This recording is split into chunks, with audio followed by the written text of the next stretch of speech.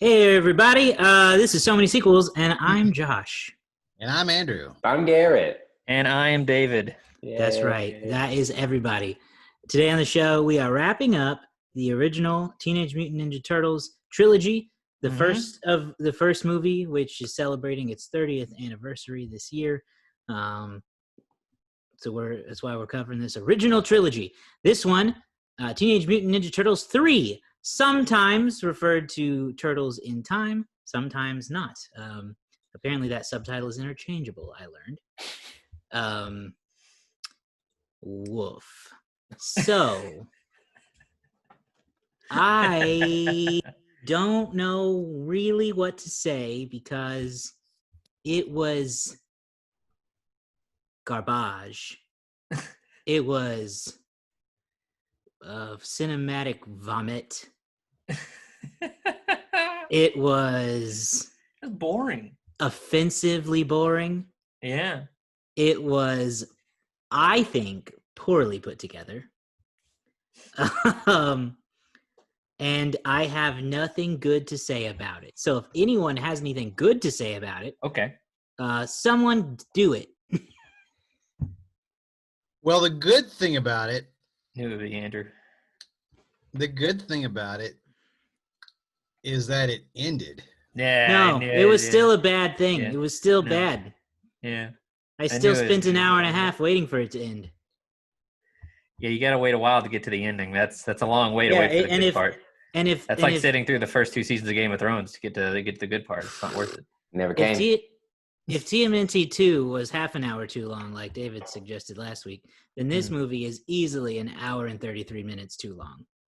Well, how long? What is the official running time? I think it's an hour and 33 minutes. Okay, then it's an hour and 32 minutes and 45 seconds long. The first 15 seconds of this movie were actually really nice. The part with the red sun. Yeah, the red sun and the samurais riding over the hill in the distance. And I was like, ooh, this actually is really, really interesting. Very colorful. Like the color is really vibrant, really strong. And then that faded away. And then from that point, it was like they were telling us, here goes all the character and all the interesting of the movie is fading away like this beautiful red sun. So the movie, like last week, let me recap the beginning of the movie. It opens with the turtles. And hey, my big complaint for the last two movies was like the color was bad. These movies looked old. The color is here. The turtles look green. You can very easily make out which color each turtle is wearing. Yes, I disagree with that. I disagree with that. Thinner. I can disagree with the color. He's a little more colorblind than the rest of us. The turtles look a little slimmer. They're hanging out on a Sunday afternoon listening to the Way Back Flashback. They're having a great time. Okay, they are looking really good until they start talking. And it went from being indistinguishable visually for me at times to being indistinguishable verbally. I could not tell which turtle was talking, and it looked like all four of their mouths were moving at the same time. The puppetry was worse. It was, and you want to know why? Because they didn't use Henson Studios. I figured that out afterward when I was reading about it, because during the movie I thought they looked worse. I thought the suits looked worse. Yeah. And then they started talking, and it was hard to. The mouths just were not matching up like they had in previous movies. It was kind of like if I were doing Mrs. Hanks, where I did the same. Like I didn't like it. And Splinter was very atrocious. Like his looked like a dub, and it probably was, but it was just real bad. And then I saw that they switched away from Jim Henson Company, and that's what you get. That makes the difference. Splinter just looked like a robot. Yeah, and he was always appearing through a window, like it was like they extra bad puppet. The full thing, right, like a literal puppet show. It's like an animatronic from a Disney ride. Yeah. No, I think I think we might be onto something in thinking that they didn't have the costume, so they just had the upper body. And that's why every shot of Splinter is like he's either sitting down or it's from the head up. Yeah. From the chest up. Yeah. So it definitely did not look as good from a puppetry standpoint. And then the story is just so, I don't know, not even necessarily like, it's not even necessarily that it's unoriginal, because I feel like as far as a time travel movie goes, I had never seen this particular concept done before, but it was You've never seen Teenage Mutant Ninja Turtles go back in time? Yeah, it's just that's not an overdone trope. Never seen the Turtles go back in time, but I've also never seen this idea of like a special relic that like exists in the past and exists in obviously in the future, and then like you can just travel between the 2 points in which this thing existed. That's interesting, but like everything else about it, the story of this Japanese village, this English pirate like character that comes to town, and all these family dynamics in the past, like it's just interesting. And the Ninja Turtles themselves are just so uncharismatic that you don't even really by the end I was questioning whether or not Ninja Turtles were actually ever fun. I was like, was I as a kid this enamored of just the premise that I would just I would just mindlessly watch? I don't know. So jumping off of that, I am going to be the weird defense of this movie, but listen to me. I'm not defending the movie itself. It's important to distinguish that Garrett does not think this is a good movie. This is a bad movie with a bad plot line. And if you're looking at it from a perspective of a movie, it is bad, and I won't defend it. However, what I will do is try to give some perspective to why I had a different viewing experience. The first thing is that this is the one that I watched the most as a kid. So I remembered this one once I got back into it. Like I couldn't tell you anything about the movie, but I specifically remember this was my favorite one as a kid.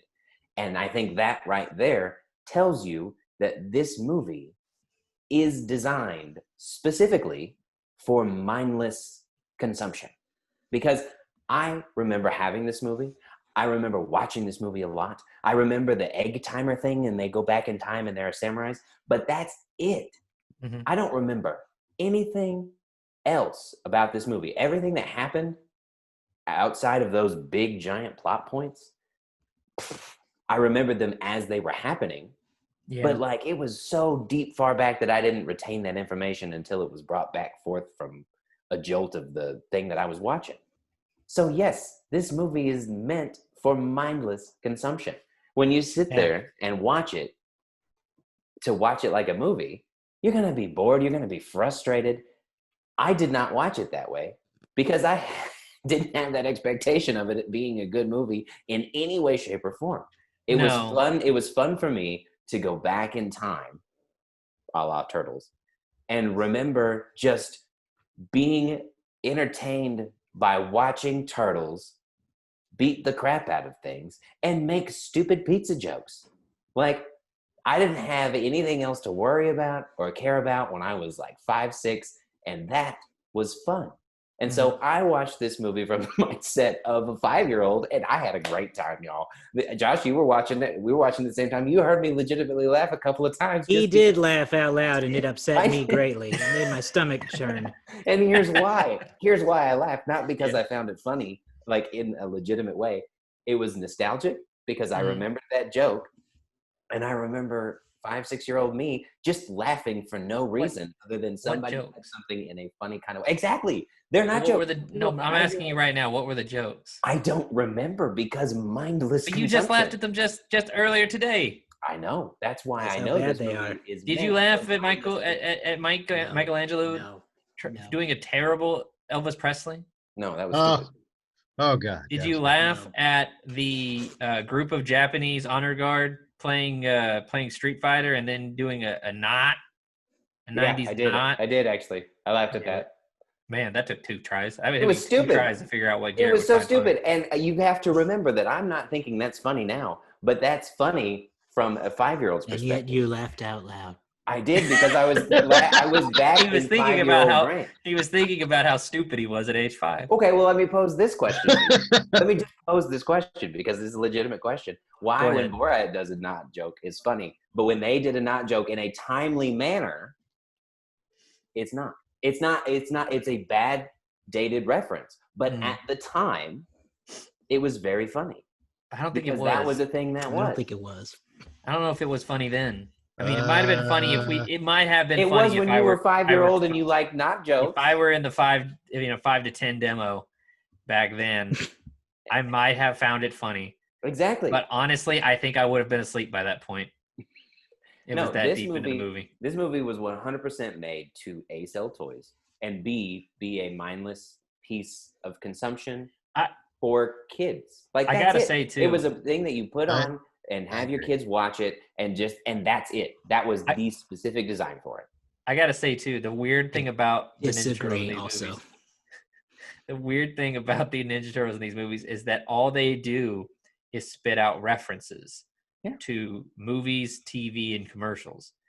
There's literally a joke in this movie, and I didn't quite recognize it, but the thing is, the way they said it, I was like, that's a slogan for something, surely, or from a movie. And then they're climbing up towards the end of the movie, they're scaling a building. I know exactly what you're going to say. One of them says, being a turtle, it's not just a job, it's an adventure, or something like that. And I was like, that's got to be something. So I Googled it, and it was an old slogan for the Navy. Yeah. In like the late 80s, early 90s. And I was like, boy, that's just like not even like that clever, really. It's the Deadpool 2 effect, where you're making references. Like, no, I got a better one for you. Because for me, this is so dated in reference that if you were alive at the time, this movie is not entertaining to anybody who wasn't between the ages of 5 and 10 in 1993 to 1997. A lot of us, you three, have grown, and good for you, because you no longer find it funny, and nor should you.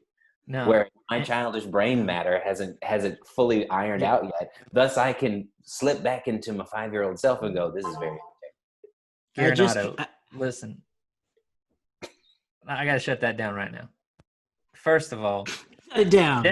Deadpool 2 is much funnier than this. Like, but it's Deadpool dated. 2. I agree with you. You watch it in 30 years.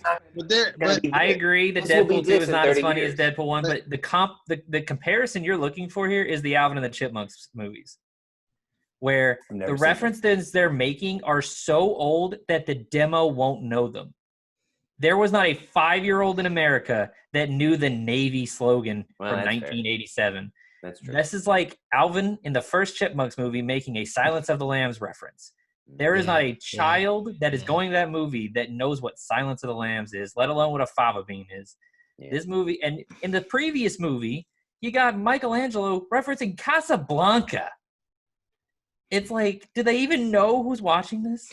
Well, parents are going to be interested in your terrible Casablanca impression. I'm glad you said that. The parents.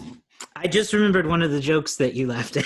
Okay. which was I can't even remember which turtle said it anymore because none of them had character in this movie. But it became a recurring joke when someone walked in and he goes, Wayne Newton.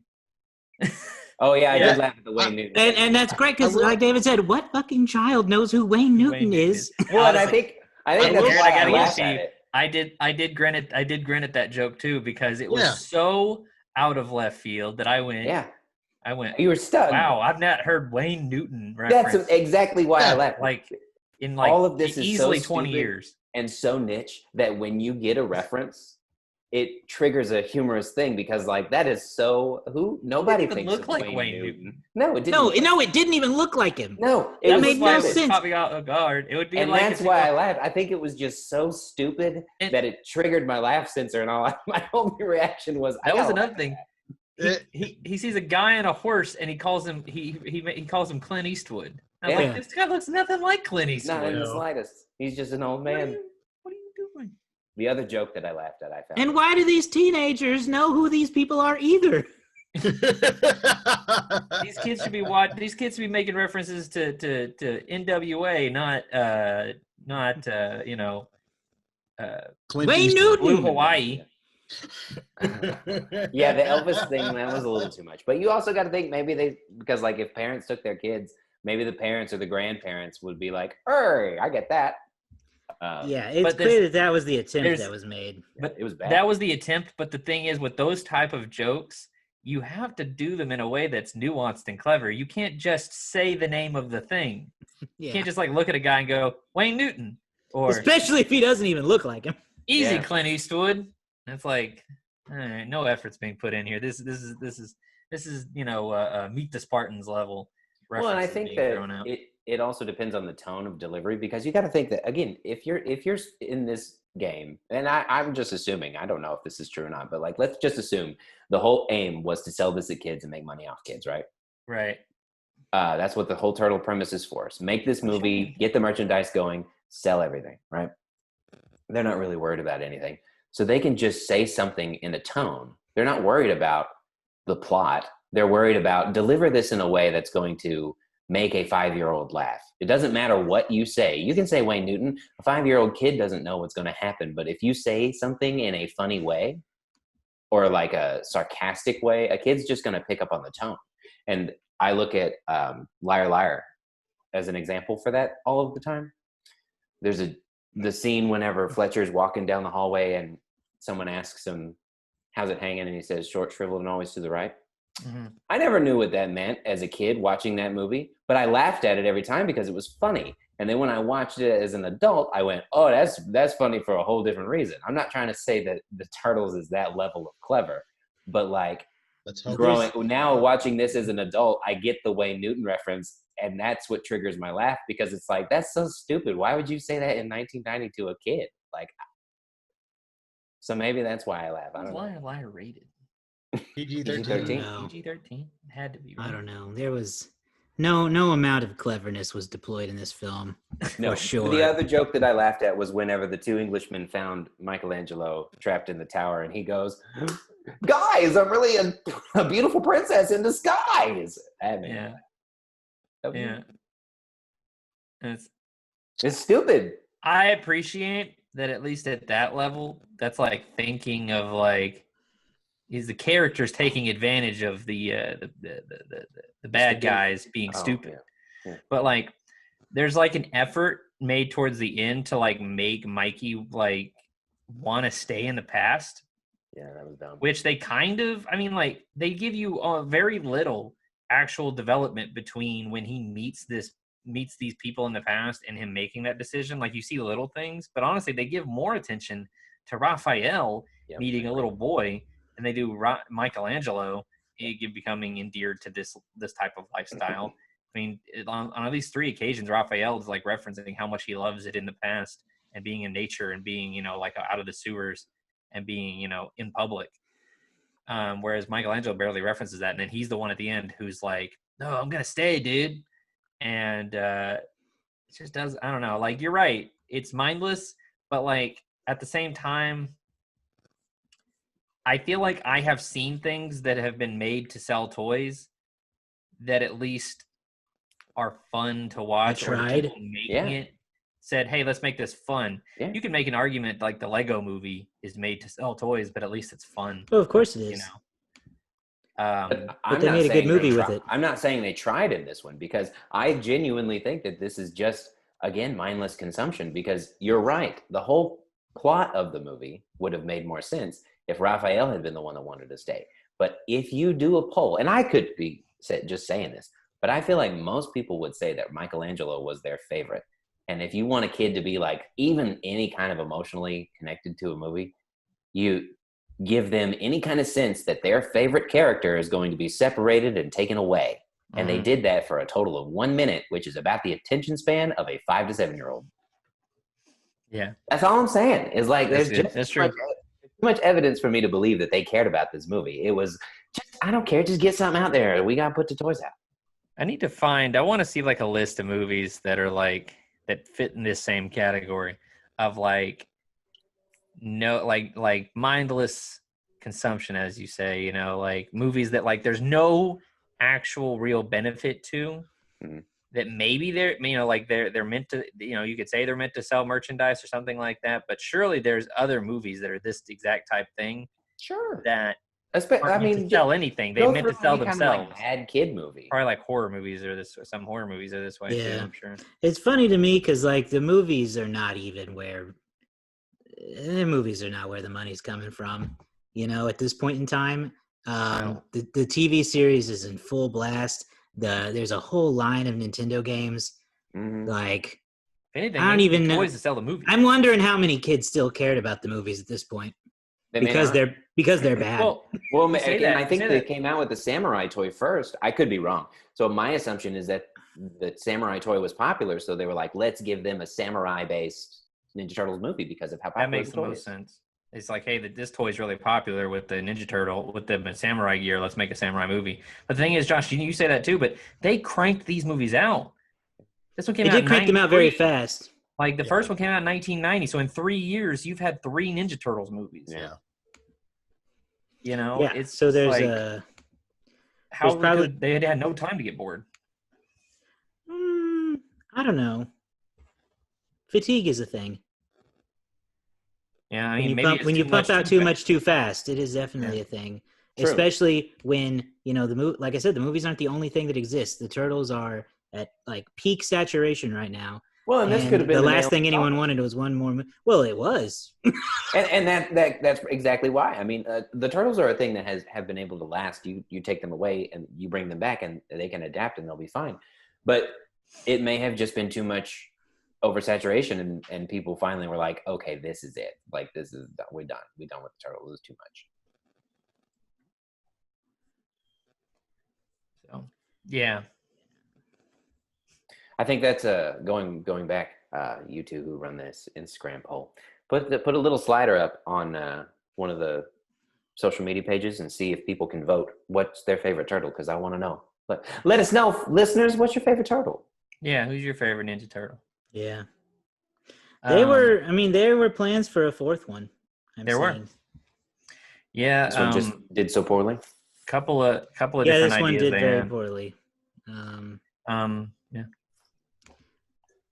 We wouldn't end up getting another Ninja Turtle movie till 2007 after this. Right. Let's see here. I couldn't find much production info on this particular movie. I couldn't either. That's what I was looking for now, to see like what went into this. Nothing. That's what I'm saying. Nothing went into it. They filmed it in the backyard and just was like, get out the toys. Yeah. Yeah. It was, but like you had to think, like, when did they greenlight this? Because coming out like a year later, they must have been like, okay, this Secret of the Ooze is in the can. Well, I say it came out a year later. Second one came out in like 92, 91, right? So there was a little bit of time between the two. Oh, we lost Andrew. There was a little bit of time between the two, but sorry. What was that? That's adorable. There's a phone going over there. I liked it. Well, and so here's the deal. Anyway. Here's the deal. I don't know what the timeline of the Turtles is, but perhaps after the first one did quite well, they greenlit 2 more. But somewhere in between that, fatigue started setting in and things started to decline, right? And they were like, well, it's still not like flatlined enough to where they just scrap everything. Like, we're still making a little bit of money, but it ain't the same as up here. So they were just like, just make whatever. Like, it doesn't matter. Just go do whatever. Here's your budget. Make a movie. Good, bad, what? We have this. We've greenlit it already. Just make it. Go do it. Yeah. Yeah, you want to go shoot in the woods of Nebraska? Go ahead. Sure. Whatever. You, you don't even probably North Carolina again. Whatever honestly. You can do with this much money, finish it. Just go. We won't even take notes. So those are all the good things. Josh, do you want to pull up what was did Ebert have a? I looked, and he did not. I assume he couldn't even bring himself to watch it. Smart because of how ridiculous it is. But hang on just a second here. Oops, I typed it. Maybe we can get something from Roper. I don't know if he was. It was. If he was doing anything. Then. Who was it before Roper? Siskel and Ebert. That's right. Yeah. It's funny to think this one was even theatrically released. Yeah. Yeah, no joke. It feels like a direct video. So some of the reviews said things like The LA Times noted that the film distributors deliberately kept the movie away from critics. Typically, that is because they know it is bad. The LA Times critic called the first movie a fluke hit and called the third one sequel hell. Another reviewer, James Berardinelli, gave it 1 of 4 stars and said, quote, any adults accompanying their kids will have to invent new and interesting ways to stay awake. Not only is this movie aimed at children, the script could have been written by them. That's exactly what I'm saying. Yeah. I know, but but it's embarrassing because grown men wrote this. Well, the people who have to take them are the parents. Yeah. This isn't a movie. 10-year-olds aren't walking into the theater with their exactly. $8. That's the thing that people have to remember. Kids don't pay for movie tickets. No, but parents pay to keep their kids happy, and their kids want to see that movie. Oh, yeah, and then their parents quickly learn, I ain't taking my kid to no movies no more if they keep making this crap. You're going to come see Parasite and like it. If I got to invent new ways to stay awake, I ain't doing it. Yeah. I didn't pay $10 to try to stay awake. No, it's... That's what Andrew does every time he goes to a movie. You know what? If he paid us every time he had to stay awake, we'd be millionaires. Welcome back, Andrew. Yes, a lot easier than asking 15 questions or whatever you have to do. Andrew, did you have anything else you wanted to add about this particular movie? Your favorite of favorites?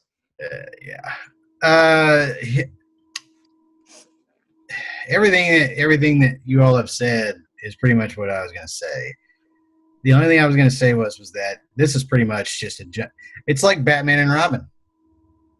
It's just it's worse than I don't know. They're on the same like low bar, but like this movie. Batman and Robin has memes going for it.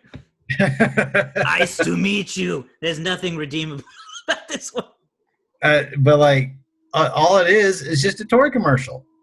It's a 90-minute toy commercial to sell action figures, to sell a product. Nothing about this is entertaining. Nothing about this is redeeming. There's no chemistry. There's no personality to anybody. Like the characters just don't make sense. And if you look at the characters, they're like, what are we doing here? So really all I have to say about it is I have seen better movies, obviously. I've seen better movies. But I would think so. I don't think I've seen a movie as worse as this. This might be on the low end. Really? Yeah. So for you, that's like 2.5 stars. It's one of the worst movies we've done for this show for me. Yeah. That might be true, especially since my time. It's down there with When Nature Calls and Dame to Kill. Oh God, I forgot about that one. And didn't you guys really dislike Kick-Ass 2, I feel like? Well, I didn't dislike it. It was just I don't remember. I think it was just a disappointment. It wasn't as good. So I'm going to present. I won't defend this movie, but I do wish that you guys would have been able to see the movie as I saw it this time, because I do not wish I could do that. I was entertained. I don't know. Yeah, that's the thing. You were angry. I saw the first movie that way, and the second movie I saw as like a 15-year-old who's kind of like realized that, maybe some of the things I didn't like as a kid were as good as I thought they were. Like that was how I watched the second one, where I was like, I'm much more conscious of how bad this is now. That's how I was when I watched the Mighty Morphin Power Rangers movie when I was like 18. I was like, my brother put it in. He was like, and he's like 6. He's like, I'm gonna watch this, and I was like, cool. I'm really excited. And I sit down. I go, I didn't realize it was like this. That's how I felt watching TMNT 3. It was just like I was ashamed that anybody would have liked this at any point in time. Yeah. No, and I agree with that. But I think that it's more fun to put on those blinders from that and just embrace your childhood nature. Couldn't find them. I genuinely he gone. Had a good find time the blinders. Watching it, as dumb as it was, as bad as it was, and maybe it was just hit from the nostalgia. But like, I chose to lean into that and be like, all right, we're gonna ride this train. It's been a while since I've been on it. Let's go. Let me watch this egg time travel thing. I seriously question if young me liked this movie. I think that's where it ends up for me. Because like, I have no fond memories of this movie. Yeah. But I love the Turtles, so it's not the Turtles' fault.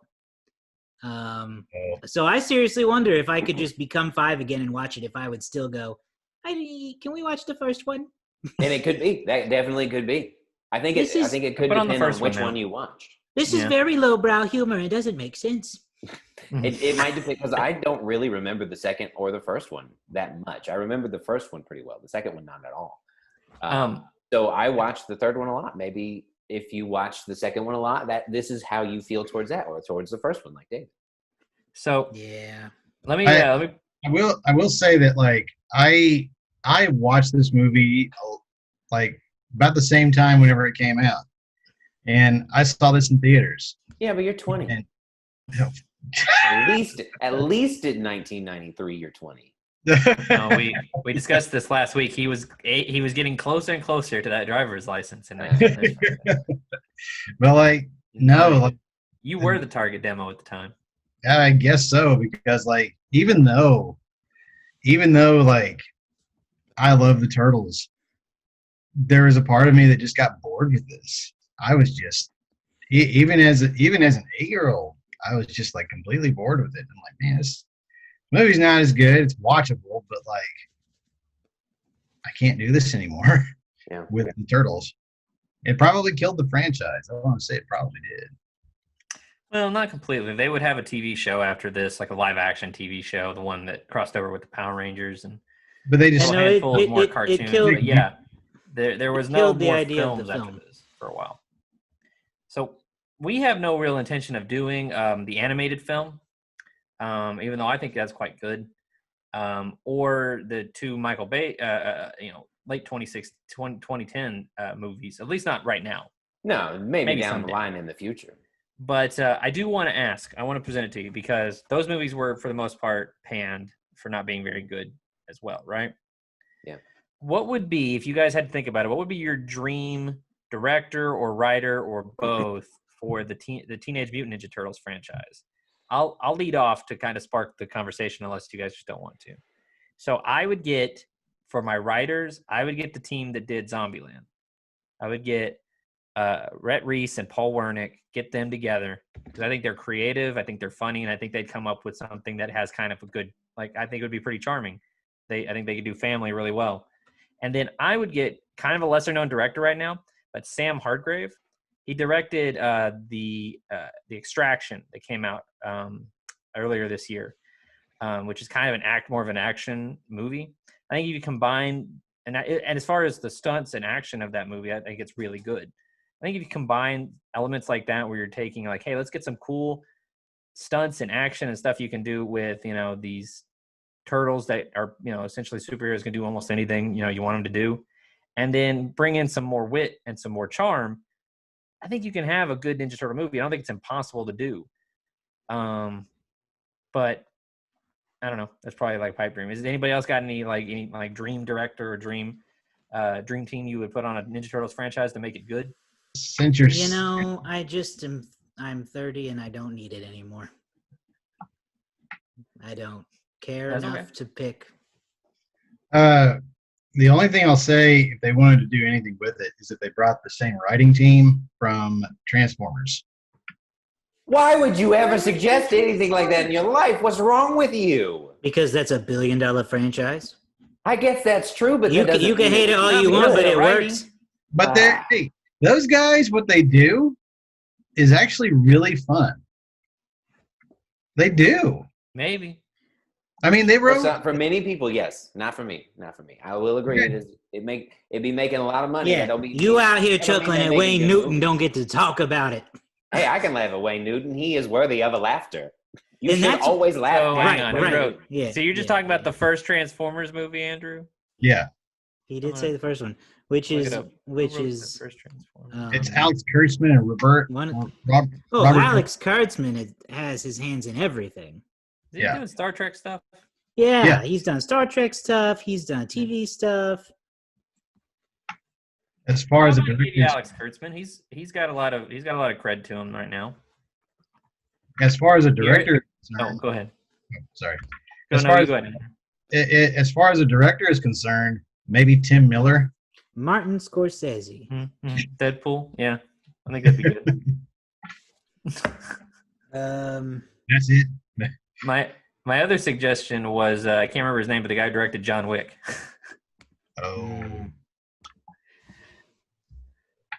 Actually, honestly, my thing with all this childish stuff that comes back into film discussions as an upgrade, like Power Rangers or Mortal Kombat or anything like that. There was niche 90s kid stuff being revamped now.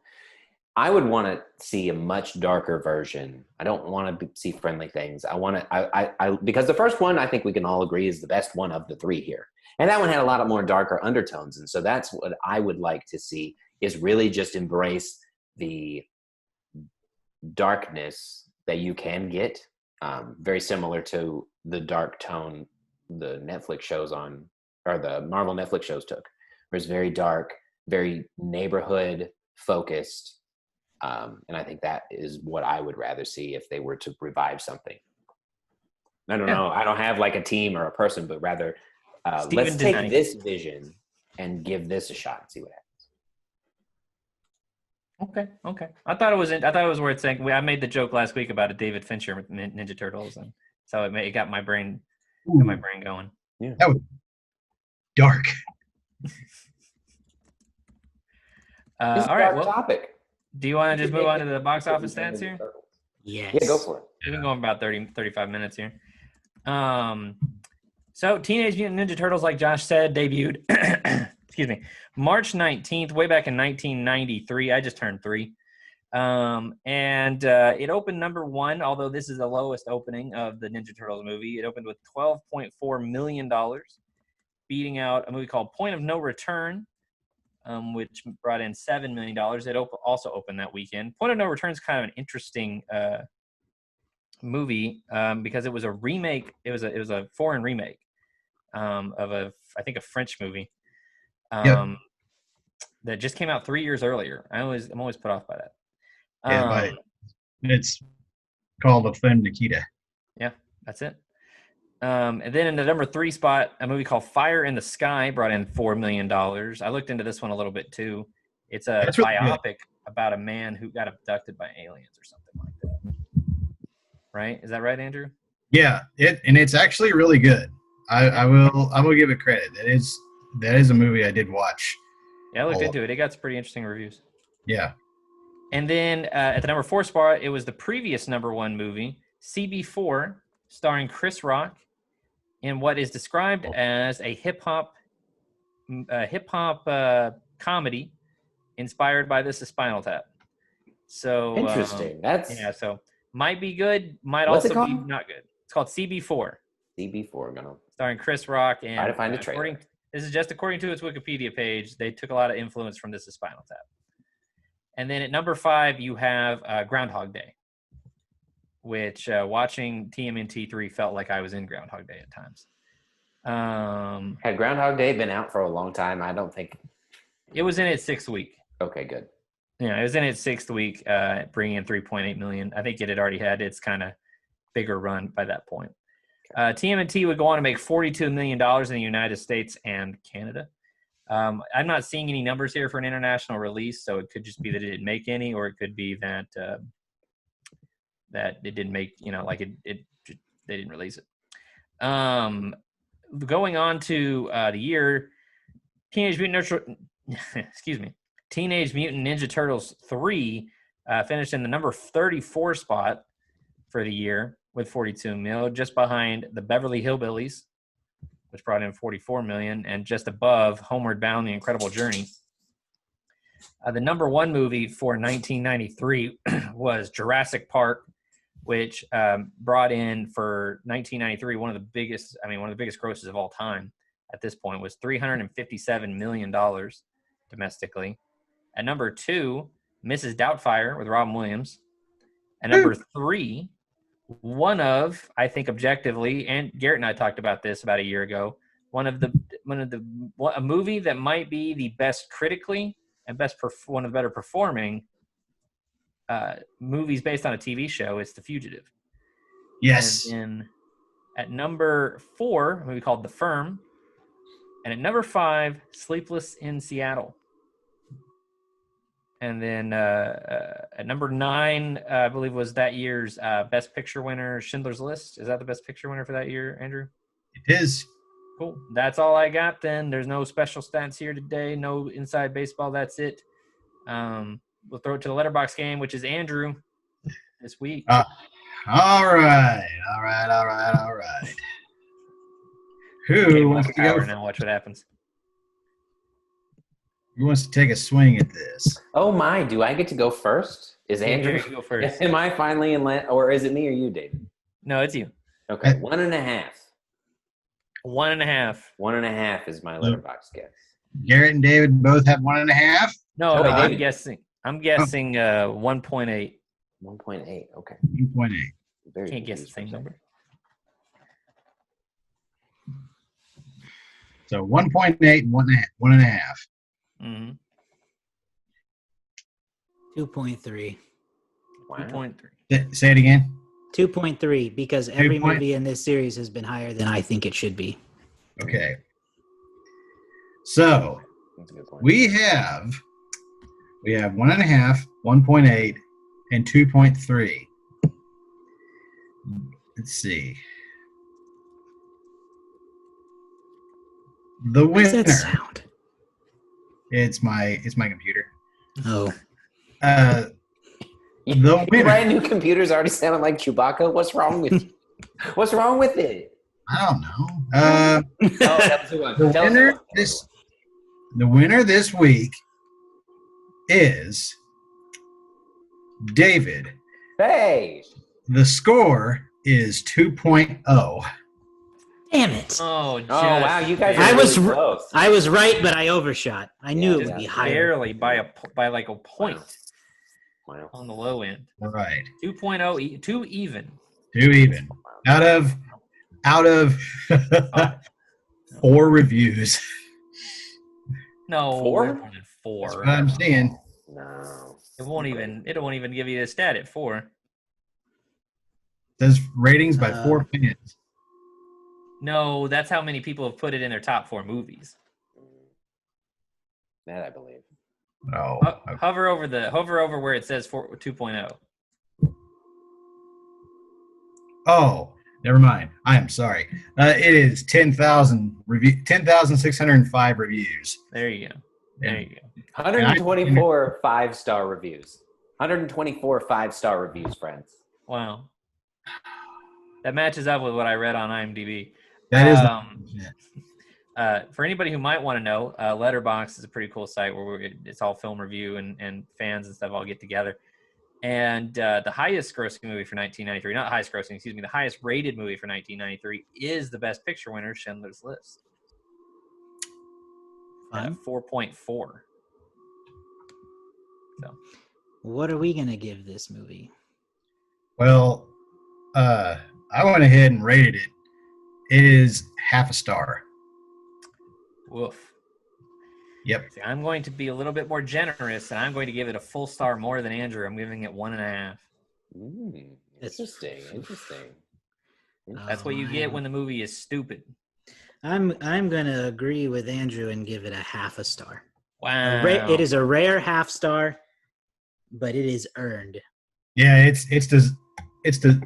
is deserving of that half star. So I'll add to the struggle here. My initial reaction is to give it 1.5 star because based on my scale, 1.5 can be weak or it can be bad but entertaining. For me, this movie was bad but entertaining, but I also know that this is a very, very niche market. It might just be me there. Yes. So I went to 1. Because I mean, it's a bad movie.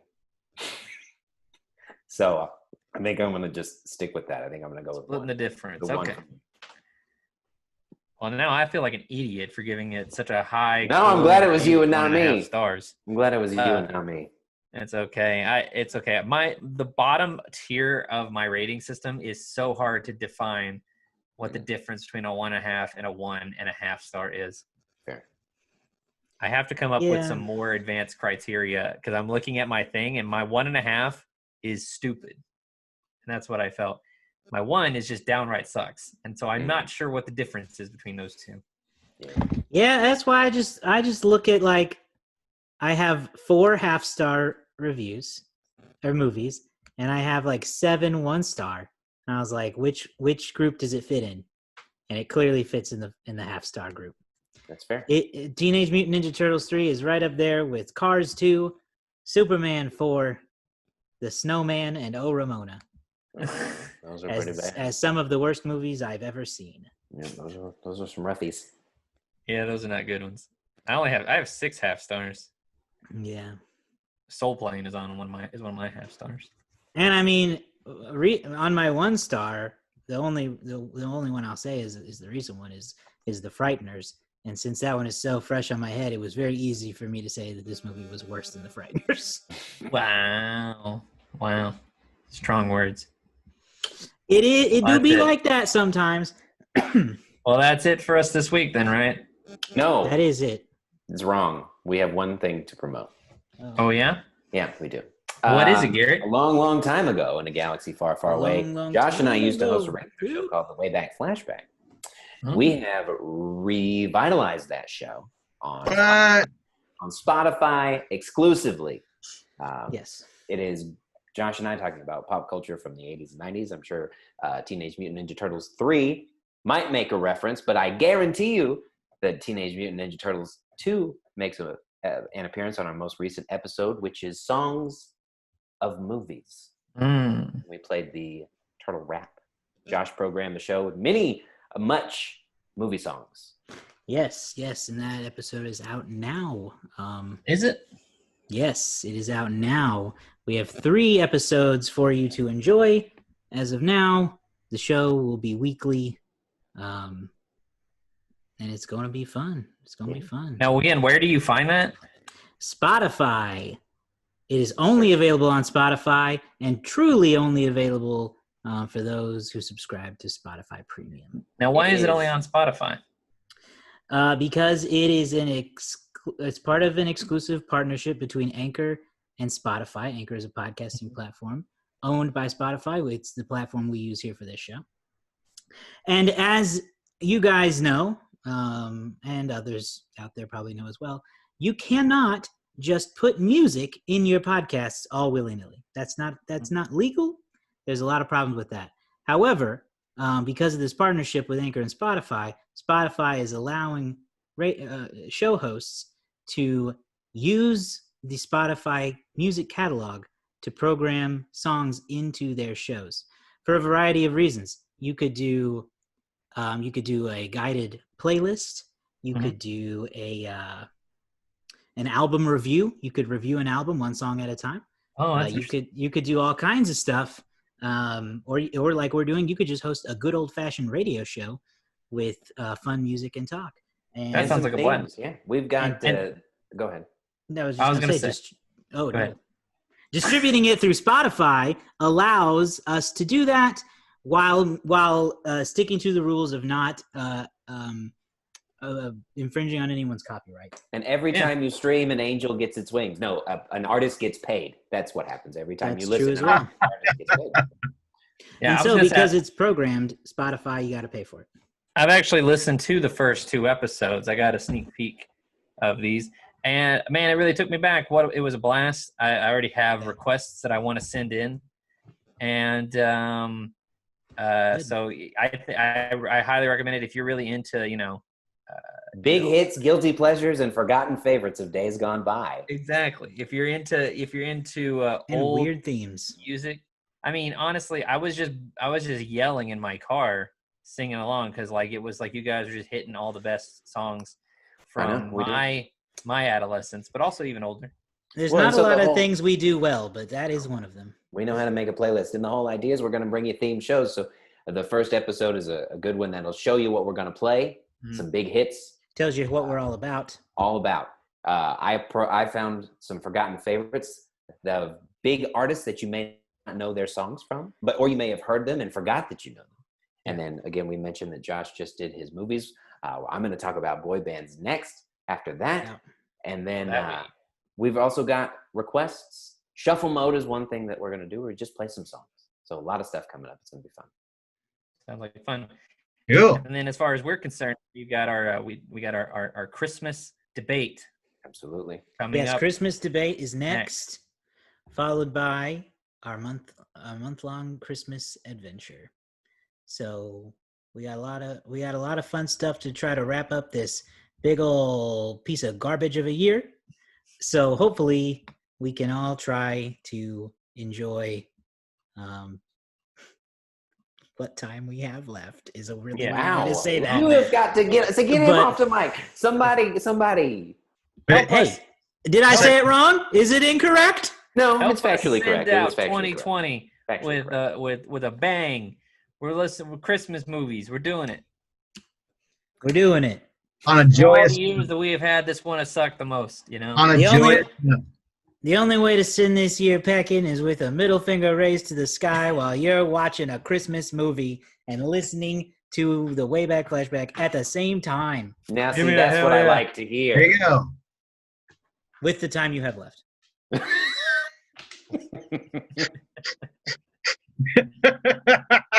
I'm amazed that we got through this entire Teenage Mutant Ninja Turtles. We didn't even talk about the Turtles for like 20 minutes. It was great. Yeah, it was great. Fantastic. All right. Yep. Okay, that's it. We'll be back next time. Andrew is bowed out, I guess, He's done. or he just fell. He can't handle the money. Oh God. He often falls while sitting. He was doing the turtle thing. He was doing the turtle thing. She shelled. Find us online at Instagram, Twitter, Facebook, and Letterboxd. Follow us on those platforms for a look at what we're doing. Follow our show on Spotify. Subscribe. Spotify, Apple Podcasts, or wherever else fine podcasts are downloaded. We'll be back later. See ya.